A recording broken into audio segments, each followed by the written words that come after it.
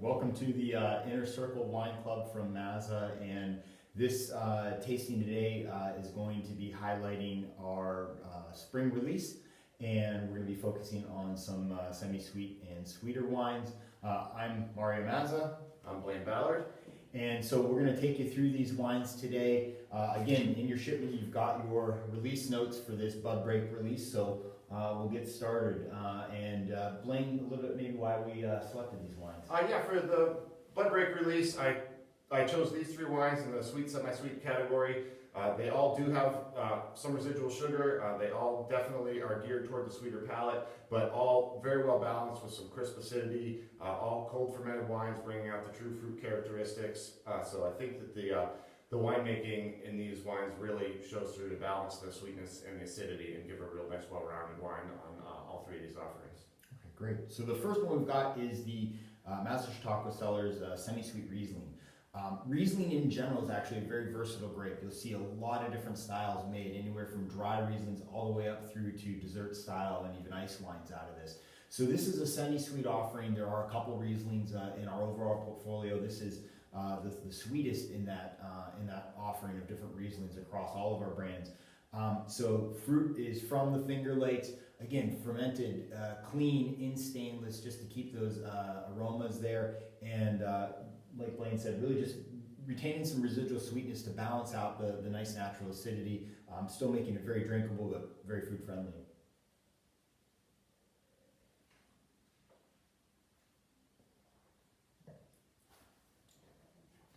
Yeah, the sugar is not overwhelming at all in that. It really comes through clean, very reminiscent of a Mosel Riesling. I think that's a really nice offering. Yeah, and I think for some folks that are interested, and it might be a smaller niche, and unfortunately you've opened this bottle, but you can always get more. These Rieslings are definitely designed to not only be able to be drunk young, but they're actually will hold up great. And if you're interested in aged Rieslings, they generate some really interesting characters as they develop over time. We've had the good nature and good fortune of doing some tastings out of the library of wines, Rieslings, ice wines, and other things that go back 5, 10, or 15 years. And it's really amazing to see how some of those wines evolve, if you can wait that long. So second up in the portfolio, in the tasting today, we have a Vidal Blanc. So Vidal Blanc is a French-American hybrid white grape variety. Late season ripener, so it's one of the last grapes that we actually pick during harvest, typically late October, sometimes even in early November.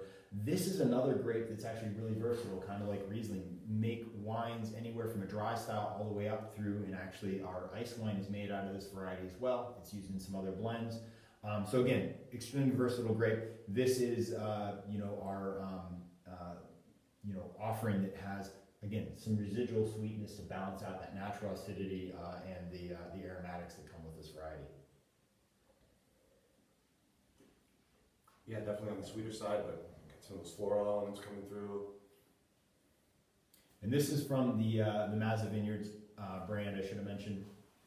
And again, very popular. I think this wine, jumps into the area that I think pairs really well, and for even folks that maybe like drier wines, I think these wines work great because some sweetness. If you start getting into spicier food, Asian cuisines, I think that's when it really works well. That sweetness just helps kind of balance it out. Yeah, for sure. Definitely not overpowering on the sweetness on any of these wines at all, despite the over 3% residual sugar in the Vignoles and the Vidal Blanc. They don't feel like it. Yeah. The goal is to keep that winemaking balance. So. Moving into the third wine, we've got, we're back over to the Mazza Chautauqua Cellars portfolio, and this is a variety called Vignole. So this is another hybrid variety. Vignole has a really interesting kind of challenging nature to it in the vineyard. It's a very tight cluster grape, skin, but can make, again, actually, these all three wines are actually wines that are versatile. Vignole can also be used to make some dessert style wines as well. But this sometimes can get a little bit of botrytis in the fruit, and it's not atypical to see that. What I think it does is it actually at a small level really helps complex the wine, get some great aromatics with regards to, you know, kind of almost, you know, getting into tropical fruits really now, away from some of the citrus that we were seeing earlier.